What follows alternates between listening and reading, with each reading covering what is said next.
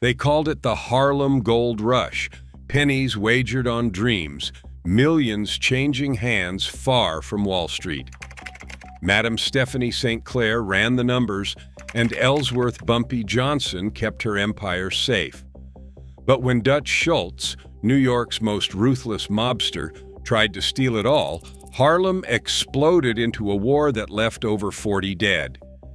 Behind the violence, backroom talks with Italy's Mafia would decide who would control Black Harlem's fortunes and who would not survive.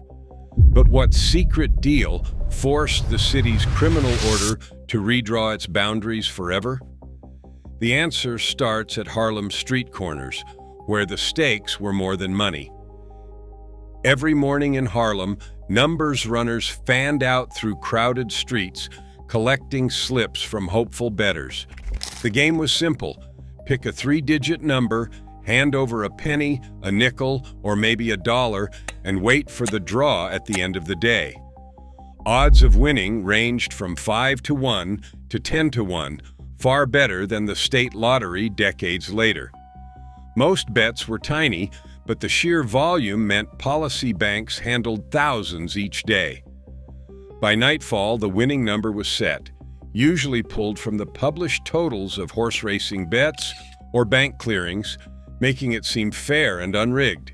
Payouts could turn a few cents into a week's wages, and winners were paid in cash, no questions asked. The real money, though, belonged to the operators who controlled the slips, the clearinghouses, and the flow of bets. In Harlem, control over those slips meant power, economic, social, and soon, violent. Stephanie St. Clair ran Harlem's numbers business with the precision of a seasoned banker. Known as the Policy Queen, she managed a tight network of collectors and writers, keeping the operation honest and the odds fair. Her reputation for paying out winners and protecting her people made her a fixture in the neighborhood, both respected and untouchable. At her side stood Ellsworth Bumpy Johnson, whose name carried weight even before the war began. Johnson's presence alone discouraged rivals and kept the streets in check. He handled disputes, enforced St. Clair's rules, and made sure threats did not linger long. Together, St. Clair's business sense and Johnson's muscle formed the backbone of Harlem's numbers world. Their control meant steady work for hundreds and a lifeline for families who depended on the racket's underground economy. Any outsider hoping to break in would have to face them first. Gunfire echoed through Harlem's side streets as the numbers war exploded into open bloodshed. Dutch Schultz's men fanned out in daylight, ambushing runners and torching policy spots that refused to pay tribute. Harlem's numbers operators, once used to quiet business, found themselves under siege. Schultz's enforcers worked with military precision, drive-by shootings, kidnappings, and point-blank executions in crowded tenements. Reports of bodies found in alleys and stairwells stacked up in the NYPD 32nd and 33rd Precinct logs. Many cases vanished into silence, paid off or ignored by corrupt officers. Retaliation was immediate. Bumpy Johnson, already feared for his calm under fire, coordinated counterattacks from back rooms and pool halls. His crews trailed Schultz's foot soldiers, striking back with the same ruthless efficiency. Bombings, stabbings, and close-range shootings became nightly events. Johnson's message was unmistakable. Harlem would not surrender its rackets quietly. This was resistance. Between 1931 and 1935, the violence reached levels unseen in New York's underground. The New York-Amsterdam News tracked the carnage, printing headlines about murder and mayhem on Lenox Avenue. Police and press accounts from the period consistently cite more than 40 deaths tied directly to the numbers war. These figures come from NYPD, homicide blotters, and contemporary crime briefs, but the real total may be even higher. Oral histories from Harlem, old-timers speak of dozens more, their names lost to time or buried by payoffs. Still, the 40-plus number stands as the best documented estimate, flagged in every serious history of the conflict. The human cost stretched beyond the dead. Runners vanished, families mourned, and businesses shuttered. Schultz's men targeted not just the operators, but their families, hoping to terrorize Harlem into submission. Johnson's response was just as personal, sending warnings to anyone who cooperated with the outsiders. The code of silence hardened, and trust became a rare commodity. By 1934, the war had ground into a stalemate.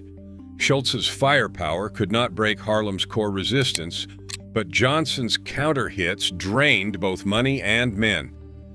The neighborhood's streets became a map of scars, bullet holes in storefronts, bloodstains on stoops, and whispered stories passed from one generation to the next. The cost of control was measured in funerals and fear. With each new shooting, the pressure on all sides grew heavier. The numbers business, once a lifeline for Harlem, now threatened to destroy the very community it had built. No one could keep up with the mounting losses. The war's brutality forced even hardened gangsters to reconsider how long the fight could continue and at what price. Bumpy Johnson's next move was not made in a back alley or at the end of a gun. Instead, it played out in quiet rooms, away from the chaos on Harlem streets. With the numbers war bleeding both sides, Johnson reached out through trusted intermediaries to the Italian mob's upper ranks. At the center of these talks stood Lucky Luciano, a name already spoken in whispers from Little Italy to the Bronx. Luciano's reputation for business over bloodshed made him the logical counterweight to Schultz's brute force. The logic behind these negotiations was simple but risky. Harlem's numbers racket generated millions each year, but the violence made profits unpredictable and drew unwanted police scrutiny. The Italians did not need more bodies, they needed steady cash and quiet control. Johnson, for his part, wanted to keep Harlem's operations in black hands, free from the kind of daily shakedowns Schultz had demanded. The question was whether a deal could be struck that satisfied both sides without giving up too much. No written contract survives from these meetings. The details come down through a mix of FBI surveillance notes, street gossip, and later memoirs. Some say Johnson offered as little as 20% and of Harlem's numbers take. Others claim the tribute ran as high as 40%. The truth, buried in decades of secrecy, likely sits somewhere in between. What's clear is that Johnson insisted on operational autonomy, and he and his people would run the numbers, hire the runners, and manage the payouts. The Italians would collect their cut quietly, without sending their own muscle north of 110th Street. The arrangement was never simple. Oral histories differ on whether Johnson met Luciano himself or worked through mutual contacts. Some versions mention sit-downs in Manhattan clubs. Others point to backroom meetings arranged by lesser-known go-betweens. The FBI's own files from the late 1930s and early 40s reference the new order in Harlem, but stop short of naming the exact terms. What they do show is that after the deal, violence dropped sharply and the numbers racket returned to business as usual, with a portion of the profits now flowing south to the Italian bosses. For Johnson, this was not surrender. It was a calculated trade, tribute for peace, autonomy for survival. The Italians got a steady revenue stream and avoided the political risk of a full-scale Harlem occupation. Schultz, meanwhile, found himself increasingly isolated. With the Italian syndicate now backing Johnson's arrangement, Schultz lost the last outside support he could count on. The war was no longer just about guns and territory. It had become a chess match played in smoke-filled rooms, with Johnson proving himself as much a broker as an enforcer. Dutch Schultz's fortunes began to unravel, not just from bullets, but from forces he couldn't shoot his way out of. In courtrooms across New York, prosecutor Thomas Dewey pressed case after case, dragging Schultz through a gauntlet of tax evasion trials. Each indictment chipped away at his political protection, and headlines began to call him Public Enemy #1. The FBI, under J. Edgar Hoover, tracked his movements and labeled him a national threat. Mayor Fiorello LaGuardia, determined to clean up the city, ordered the NYPD to raid Schultz's Harlem clearinghouse in the summer of 1935. Officers seized 10 million policy slips and arrested 14 of his workers, stripping Schultz of his operational stronghold and forcing him to move his base outside city limits. The numbers racket, once a river of cash, now ran dry for him in Harlem. But the legal onslaught was only part of the squeeze. Schultz's war with Bumpy Johnson and Madame St. Clair had already cost him men, money, and territory. Harlem's numbers bankers, once easy targets, now fought back with Mafia support. After Johnson's quiet deal with the Italians, Schultz found himself boxed in. The National Syndicate Council, known simply as the Commission, watched closely. Their rules were clear: no attacks on public officials, no unnecessary heat. When Schultz, desperate and cornered, announced he would kill Dewey to end the prosecution, he crossed a line that could not be uncrossed.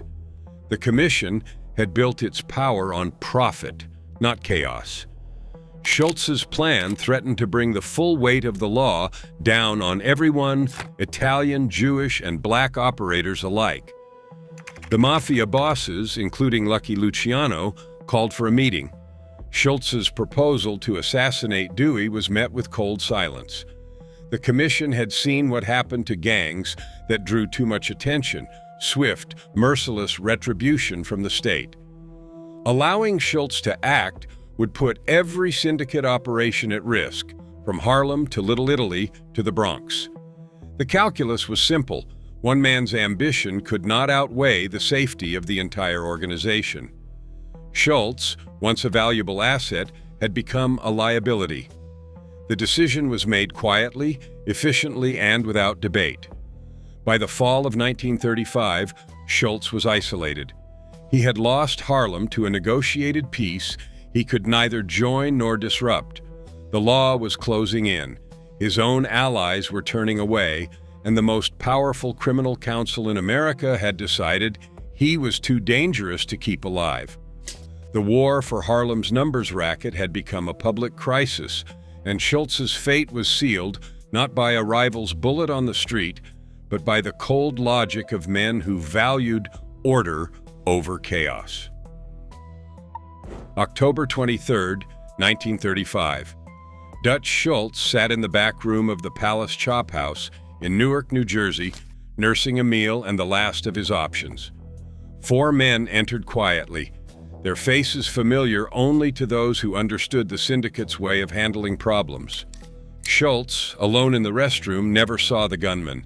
Shots rang out. 45 caliber slugs tore through the tiled silence. In minutes, Schultz lay bleeding on the floor. His associates, Otto Abadaba Berman, Abe Landau, and Bernard Lulu Rosenkrantz, fell in the crossfire. The killers left as calmly as they had arrived, their work sanctioned by the highest criminal authority in the country. Schultz survived the initial barrage. Paramedics rushed him to Newark City Hospital, where doctors fought to keep him alive. For 22 hours, he drifted in and out of consciousness, raving about money, enemies, and lost chances. Reporters crowded the halls, scribbling down his fevered deathbed monologue. On October 24, 1935, at 8:35 p.m., Arthur Flegenheimer, known as Dutch Schultz, died from his wounds. The hospital coroner's ledger recorded the cause: multiple gunshot wounds to the abdomen and colon. The New York Times ran the headline, "Beer Baron Shot in Restaurant Dies." The roster of the dead did not end with Schultz. Otto Abadaba Berman, his bookkeeper, died at the scene. Abe Landau, Schultz's chief bodyguard, lingered for hours at the hospital before succumbing. Bernard Lulu Rosenkrantz, another trusted lieutenant, died 2 days later from his injuries.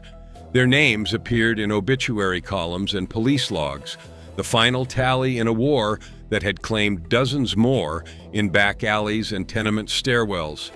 No comprehensive list survives. Most deaths remain anonymous, filed away in NYPD, homicide blotters, or whispered in Harlem bars. Ellsworth Bumpy Johnson endured long after the shooting stopped. He consolidated control over Harlem's numbers racket, outliving the war by more than 3 decades. Johnson died in 1968 at the age of 62, a figure both feared and respected. Madame Stephanie St. Clair, scarred by years of conflict and betrayal, receded from public life but lived into the 1960s, her legacy cemented in Harlem's memory. The numbers war ended not with a single act of violence, but with a roster of lives cut short, ambitions destroyed, and a city forever changed by the struggle for control. New York Times, October 24th and 25th, 1935. Front page coverage of the Palace Chop House shooting and Dutch Schultz's death. These articles verify the date, location, and sequence of the ambush and the aftermath. New York Times Archive, microfilm reel, 1935, 1024. New York Amsterdam News, from 1931 to 1935. Weekly reports on Harlem's numbers racket, police raids, and the resistance led by Madame St. Clair. This is a primary source for contemporary accounts of violence, community response, and the economic significance of policy banking. Schomburg Center for Research in Black Culture, microfilm collection, Reel AN, 1931 to 35. Manhattan Office of Chief Medical Examiner, death certificate for Arthur Flegenheimer, known as Dutch Schultz, dated October 24, 1935. Official record confirming cause and date of death. New York City Municipal Archives, Shelf PC 1935-1023. New York Police Department 32nd and 33rd Precinct Homicide Blotters from 1931 to 1935. Incident logs documenting shootings, assaults, and policy-related murders in Harlem. Useful for tracking the scale of violence and police response during the numbers war. New York City Municipal Archives, Record Group NYPD, 32/33, 1931 to 35. New York Police Department Incident Report from the summer of 1935. Raid on Schultz's clearinghouse at 550 West 146th Street. It details the seizure of 10 million policy slips, $2,164 in cash, and 14 arrests. Archive call number NYPD raid, 1935, 550 W 146. FBI files on Dutch Schultz and Ellsworth Johnson from 1935 to 1940. Federal surveillance memos referencing Schultz's public enemy #1 designation, Mafia Commission deliberations, and Bumpy Johnson's post-war role in Harlem. Freedom of Information Act release. Schultz, 45, and Johnson, 12, FBI Vault. Schomburg Center Oral History Collection. Interviews with Harlem residents and policy operators, including recollections of Madame St. Clair's leadership and Bumpy Johnson's negotiations. Audio transcripts and photographs. Collection OH67. Photo collection number 1234. Oral history material captures memory and local perspective. Manhattan District Attorney's Office indictment records from 1932 to 1935, case files on policy-related prosecutions, including witness testimony on tribute demands and operator arrests. New York State Division of Criminal Justice Services, File DA, 1932-35 policy. Indictment records show legal response to the numbers war, where documentation is incomplete or based on oral tradition. Contested claims are flagged for further verification.